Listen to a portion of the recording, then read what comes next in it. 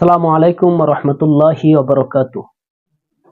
দর্শক, থাম্বনেল দেখে বুঝতে পেরেছেন আজকে কোন বিষয়ে আলোচনা করতে যাচ্ছি।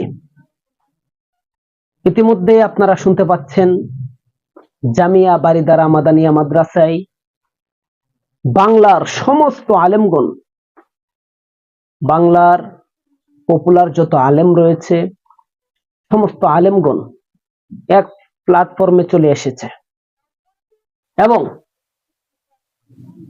শত শত আলেমদের সম্মুখে আল্লামা মামুনুল হক সাহেব কথা বলছেন। আজকে দেখবেন চতুর্দিকেই আমরা দেখতে পাই যে রাজনৈতিক মঞ্চে দাঁড়িয়ে শুধু খালি ঐক্য ঐক্য ঐক্যর কথা বলে। আসলে ঐক্য কিভাবে হয়?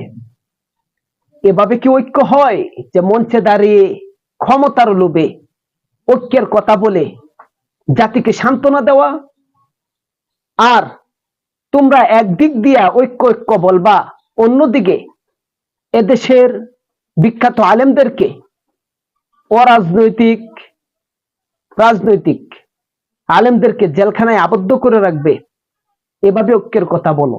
আরে ঐক্য, সঠিক ঐক্য কি সেটা জাতি স্পষ্ট ভাবে জানতে পারবে যখন আল্লামা মামুনুল হক সাহেবের এই বক্তব্যটা শুনতে পাবে। আল্লামা মামুনুল হক সাহেব কিভাবে ঐক্যের কথা বলতেছেন?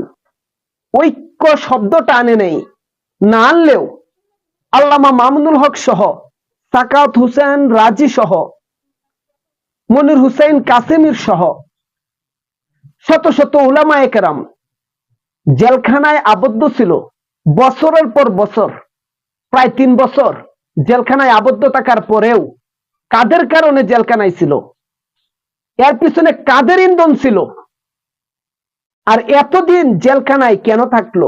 আর আগে মুক্তি পেতে পারতো, কিন্তু এত বিলম্ব সময় জেলখানার ভিতরে কেন থাকলো? এটা কিন্তু উনি নিজেও জানেন এবং এই জাতীয় ইতিমধ্যে আলহামদুলিল্লাহ স্পষ্টভাবে জানতে পেরেছে। স্পষ্টভাবে জানার পরেও আল্লামা মামুনুল হক সাহেব দেখেন কত মাধুর্যতার সাথে আলেম উলামাদেরকে নির্দোষ প্রমাণ করার জন্য উনি বলতেছেন যে এটা ইহুদি নাস্তিকদের এবং ইসলাম বিরোধী শক্তির একটা চক্রান্ত ছিল। তারা চক্রান্ত করে এক আলেম অন্য আলেমের সাথে বিদ্বেষ তৈরি করার জন্য, এক আলেম অন্য আলেমের সাথে মনোমালিন্য তৈরি করার জন্য তারা একথা তাদেরকে বলেছে যে আমরা জেলখানায় টাকার পিছনে কিছু কিছু আলেমদের হাত রয়েছে।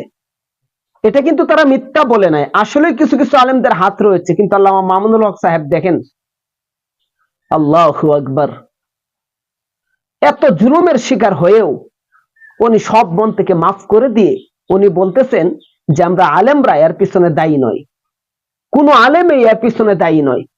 অর্থাৎ এর পিছনে মূলত দায়ী তারাই যারা মূলত এই দেশটাকে ইসরায়েলের রাষ্ট্রে পরিণত করতে চায়, ইসরায়েলের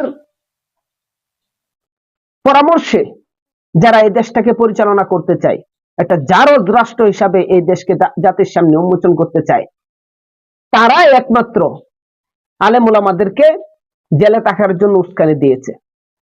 কিন্তু আলেম যারা, যে সমস্ত জালেমরা হক্কানি আলেমদেরকে, শাইখুল হাদিসদেরকে জেলখানায় থাকার জন্য, জেলখানায় বন্দি রাখার জন্য উস্কানি দিয়েছে, তাদের বিরুদ্ধে আল্লামা মামুনুল হক সাহেব দামাত বারকাতুহুম কিছুই বলেনি, আরো তাদেরকে সান্ত্বনামূলক কথা বলেছে। এটার নাম হলো ঐক্য। এই সমস্ত মানুষের হাত ধরে ঐক্য করা যায়, এই সমস্ত মানুষের পাশে দাঁড়ানো যায়, এই সমস্ত মানুষদেরকে নিয়ে ভরসা করা যায়। আর কাদেরকে নিয়ে ভরসা করুন আপনারা? আর কিসের ঐক্যের কথা বলেন আপনারা? শুধু খালি রাজনৈতিক মঞ্চে সে ঐক্য চায়, ঐক্য চায়, রাজনৈতিক স্বার্থ হাসিল করার জন্য ঐক্য চায়, বড় ক্ষমতা চেয়ার পাওয়ার জন্য ঐক্য চায়। এই সমস্ত ঐক্য কেন যে ঐক্য করার চেষ্টা করেন? ভোট বাড়ানোর জন্য, হ্যাঁ, ক্ষমতা লাভ করার জন্য, ক্ষমতা চেয়ার পাওয়ার জন্য। এটা জাতি আলহামদুলিল্লাহ ইতিমধ্যে জানতে পেরেছে। আপনারা ঐক্য ঐক্য বলে কোনো লাভ নাই। আলহামদুলিল্লাহ এদেশে 17 কোটি মানুষ আল্লামা মামুনুল হক যেদিকে আলহামদুলিল্লাহ দেশে 17 কোটি মানুষ সেদিকে থাকবে ইনশাআল্লাহ। আল্লাহ তাআলা আমাদের সকলকে বুঝার তৌফিক দান করুন এবং আল্লামা মামুনুল হক সাহেবকে সামনে এগোবার অনুপ্রেরণা যেন আমরা জান দিয়ে, মাল দিয়ে এবং কি সাহস দিয়ে, কথার মাধ্যমে, চতুর্দিক দিয়ে আমরা তাকে সাহস যোগাতে পারি, অনুপ্রেরণা যোগাতে পারি। এই প্রস্তুতি সকলের ভিতরে যেন তৈরি হয়, সেই তৌফিক আল্লাহ তাআলা সকলকে দান করুক। একটাই কথা, একটাই স্লোগান, তন্ত্রমন্ত্রের দিন শেষ, খেলাফতের বাংলাদেশ। তন্ত্রমন্ত্রের দিন শেষ, খেলাফতের বাংলাদেশ। কিছুদিনের মধ্যে ইনশাআল্লাহ এই বাংলার জমিনে খেলাফত প্রতিষ্ঠা হবে, খেলাফতি রাষ্ট্র কায়েম হবে ইনশাআল্লাহ। আল্লাহ তুমি কবুল করো। এবং যারা এখনো পর্যন্ত ঐক্য ঐক্য বলে নিজের স্বার্থ হাসিল করার জন্য, যারা এখনো পর্যন্ত শুধু খালি ক্ষমতা পাওয়ার জন্য, ক্ষমতায় যাওয়ার জন্য ঐক্যের ডাক দেয়, সুদ দিয়ে মন দিয়ে নয়, ওই সমস্ত ব্যক্তিদেরকে আল্লাহ তাআলা হেদায়েত দান করুক। ইসলাম ক্ষমতায় আসবে, আজ না হয় কাল, তবে তাদের মাধ্যমে ইসলাম ক্ষমতায় আসবে যারা সাহাবায়ে কেরাম যেভাবে রাষ্ট্র পরিচালনা করেছেন ঠিক সেই কারিকুলাম দ্বারা যারা সামনে এগোবে, যারা আলেমদের ঐক্য মন থেকে চাইবে, যারা সমস্ত আলেমদেরকে এক প্ল্যাটফর্মে আনতে চেষ্টা করবে, একমাত্র তাদের হাতে আল্লাহ তাআলা ক্ষমতা তুলে দিবেন একদিন ইনশাআল্লাহ।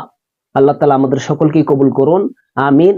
এবং আমার ভিডিওটিতে অবশ্যই একটা লাইক দিয়ে যাবেন, আপনার মূল্যবান মন্তব্য কমেন্ট বক্সে জানিয়ে যাবেন। পাশাপাশি একথাই বলতে চাই, আপনি যদি আমার চ্যানেলে নতুন হয়ে থাকেন, আপডেট ভিডিও সবার আগে পেতে চ্যানেলটি লাইক, শেয়ার এবং সাবস্ক্রাইব করে পাশে থাকা বেল আইকনটি বাজিয়ে রাখুন। জাযাকাল্লাহ।